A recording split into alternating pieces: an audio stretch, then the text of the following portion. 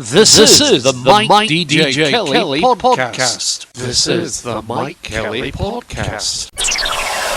Mike Kelly. So here we go. It's time for issue number 19 of the fast-moving, amazing, shorter than short, shabby Mike DJ Kelly podcast show, which we insist you should tell your friends about. This issue includes random thoughts and observations and news stories that others leave well alone. Coming up, competitions, radio, TV, Fixident, taxes, RSPCA, Ferrybridge B, Winstons, wardrobing, Harwood or Harewood, and a whole lot more. On this week's podcast. So off we go with Operation Matterhorn, tally-ho, hip hip hooray, to bring you another up-to-the-minute, shouting, banging, shorter than short podcast. This is the Shorter Than Short Mike Kelly Podcast. Last time we started with the August power cuts. This time let's start with Ferrybridge C power station in West Yorkshire, towering over the M62 and the A1, with its giant cooling towers that reach 380 feet high and were part of what's left of the coal-fired station, which generated electricity from 1966 until 2016. However, when we were talking at work the other day, pre-shift, about holidays, one person said they'd booked off the 13th of October to take the family to see the 4 remaining towers at Ferrybridge C being demolished. Is it weird, or is it me?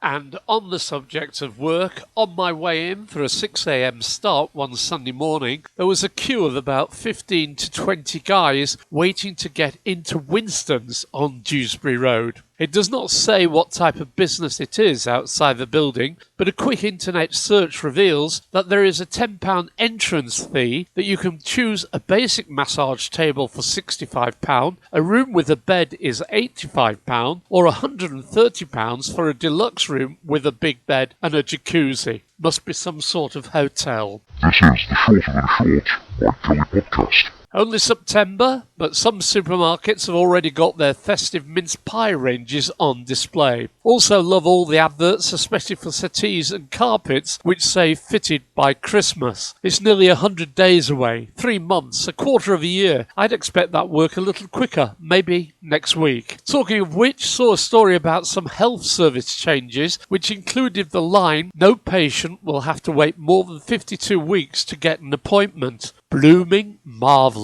Is that true? Just searching on the Indeed Jobs website to see if there was any money to be made out of podcasts. I don't think there is at the moment, unless you post me some. But I mention this because of the results I get when searching the word podcast. I do get some podcast type results, but then hey, what's this? Food production operative to work in the poached egg department in Barnsley and paying up to £10.26 an hour. Worse still, then I got a vacancy for an enforcement officer with Capita Business, a role that requires you to visit addresses that don't have a TV licence, remuneration at around £27,000. On this week's podcast. Hey, let's talk about shopping.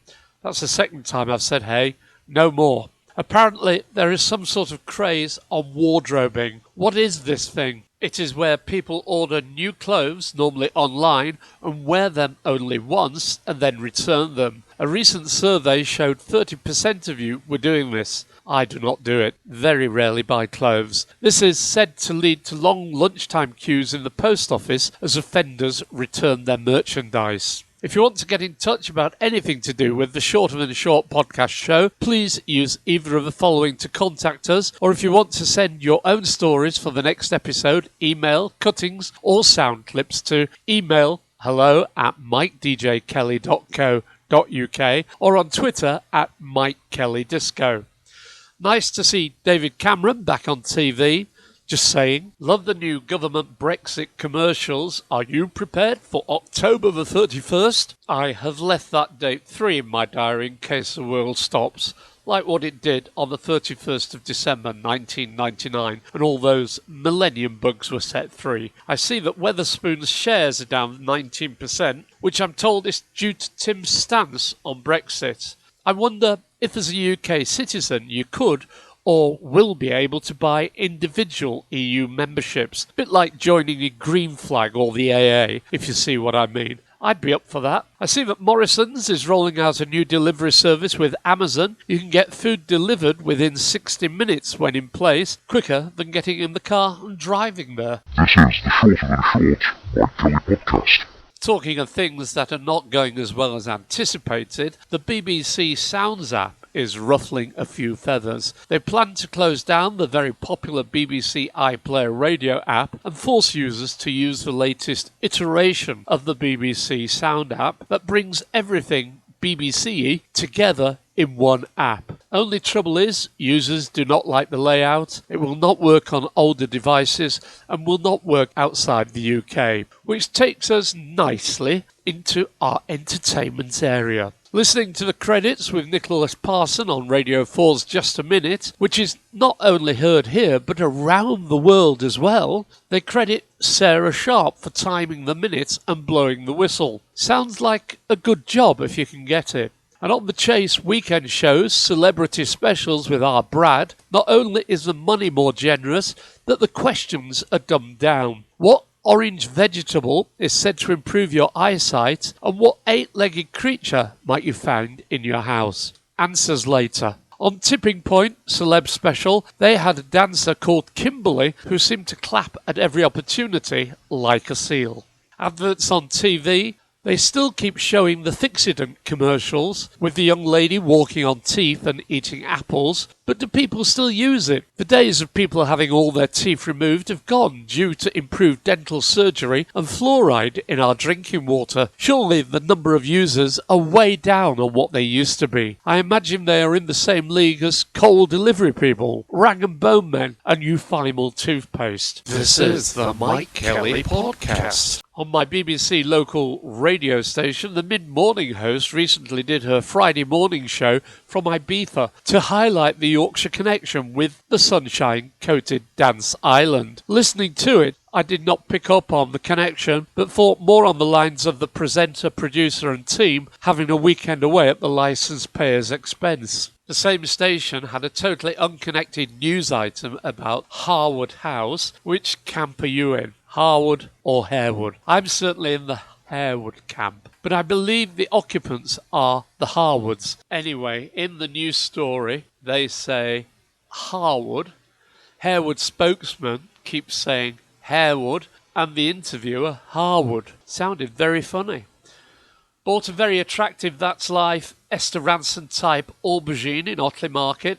You can see it on my Twitter page. Competition time. Who is this? He was born in Weston-super-Mare on the 27th of October 1939 and has the middle name Marwood. He's an English actor, comedian, writer and film producer. He achieved success at the Edinburgh Festival Fringe and as a scriptwriter and performer on The Frost Report. In the mid-1970s, he and his first wife, Connie Booth, wrote the script to a very popular TV show, and he has appeared in 2 Bond movies as R and Q. He was a member of Monty Python, the comedy troupe responsible for the sketch shows Monty Python's Flying Circus and the 4 Monty Python films. Who is he? And what has Lucy Inman been saying on Twitter? Well, she said, I've been helping out at a local cafe today. When I said hello to an elderly gentleman, he responded by lifting his hat while saying good afternoon.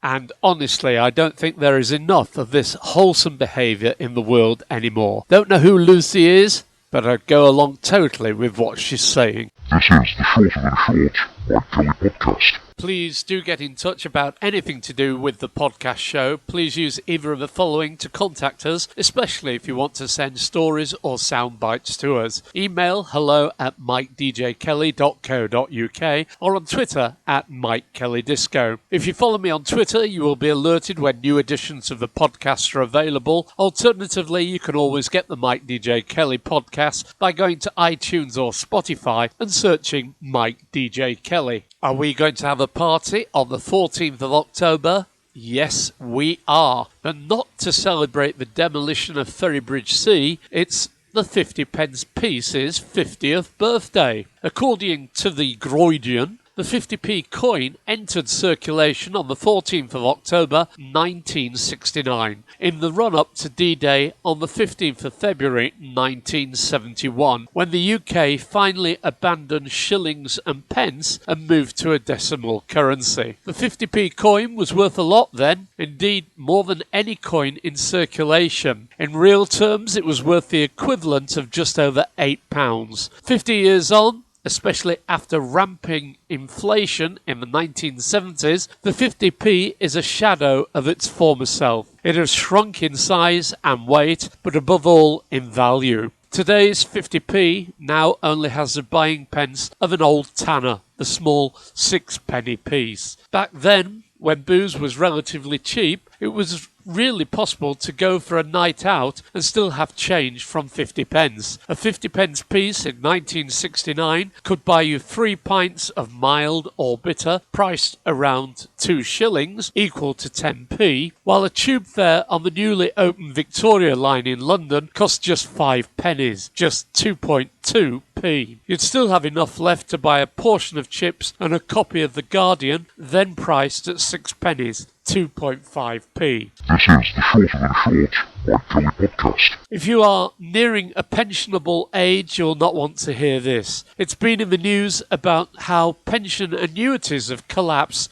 to an all-time low. So are they now a pointless purchase? It's a product that turns your pension savings into an income for life. But demand has fallen off since the government introduced a range of pension freedoms in 2015 that meant people no longer had to take one out. Rates have fallen sharply as a result of increased life expectancy and low interest rates. In 1995, a 65-year-old man buying a standard level annuity with a £10,000 pension pot would have received a typical annual payout of £1,110. In September 2010, the figure stood at £606, but by the start of this year, it had fallen to £468. The most recent figures show that the figures now have shriveled to just £410, according to financial data provider moneyfacts.co.uk. This is the Mike Kelly Podcast. Let's guess the song. Yep, it's competition time, but with no prizes. What is the song that these lines are from? You never do what you know you ought to. Something tells me you're the devil's daughter. The lines again. You never do what you know you ought to. Something tells me you're the devil's daughter. Name the song and the artiste. This week's do-gooders are the RSPCA, the Royal Society to Prevent Cruelty to Animals, at rspca.org.uk. What do? They are proud to be the oldest welfare charity around. They were the first to introduce a law to protect animals and work hard to ensure that animals can live free from pain and suffering. Through their campaigns, they raise standards of care and awareness of issues affecting animals today. They rely on our support to help push for changes in the law to improve the welfare of animals on farms, in labs, in the wild, in paddocks and in our home. Through investigations and prosecutions, they stand up to those who deliberately harm animals to send out a clear message. We will not tolerate animal abuse. Their highly trained officers tackle neglect and cruelty on every level, working to stamp out animal cruelty. Animals can rely on them to rescue them when they need us most, to rehabilitate them wherever possible, provide them with the very best veterinary care, and to find them new homes, either through rehoming or release. There is a lot on their website about education, local connection,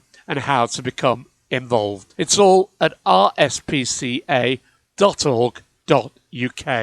Oh, and yes, the Shorter Than Short podcast website of the week is booking.com. Used it last week to book a few days away and just found it to be a very good site. You can book at over 2,518,000 hotels online. They speak your language, get instant confirmation, hotels, hostels, motels, apartments and villas. It's all there. Give it a go at booking.com. Please do get in touch about anything to do with the podcast show or stories or sound clips for future shows. Please use either of the following to contact us. Email hello@MikeDJKelly.co.uk or on Twitter @MikeKellyDisco. If you follow me on Twitter, you will be alerted when new editions of the podcast are available. Alternatively, you can always get the Mike DJ Kelly podcast by going to iTunes or Spotify and searching Mike DJ Kelly. In Stockholm, they are trying out a new type of speed camera in the middle of the road. It automatically posts fines to you if you exceed the speed limit. If you drive past within the speed limit, it records your details and enters you into a monthly draw to win some of the fines collected. Talking of cars, Toyota has seen a 2,000% increase in demand for catalytic converter parts. This is due to wrongdoers stealing the catalytic converters from hybrid cars made by the likes of Toyota and Lexus, as these converters contain many rare and valuable metals. This is the Mike Kelly Podcast. Several people commenting on smart motorways are an accident waiting to happen. Smart motorways are where there is no hard shoulder, and what used to be the hard shoulder is a live running traffic lane. Following a smash on the M1 when a car broke down on an unlit section of the road and its electrics had failed so it had no lights on, a car then went into the back of it. Fortunately, nobody was seriously injured. I think if anybody was being truthful about smart motorways, they would say it was just a cheap and easy way to increase the amount of traffic that could use the road without spending any money. What happened to the risk assessments? I just tried to book a local taxi using the app. It said it would be 25 minutes. Booked it anyway. After 25 minutes, still no car dispatched. So looked at Arrival app and it said I could have a car in 3 minutes. So went to the first app to cancel it. It would not let me do it in the app and said I had to phone. So I did. Asked how long a car would be and he said 15 minutes due to school runs. Cancelled and got the other company's car in 3 minutes. But what's this? Taxis to and from school? Malarkey? What happened to the walking bus? Or even the real bus?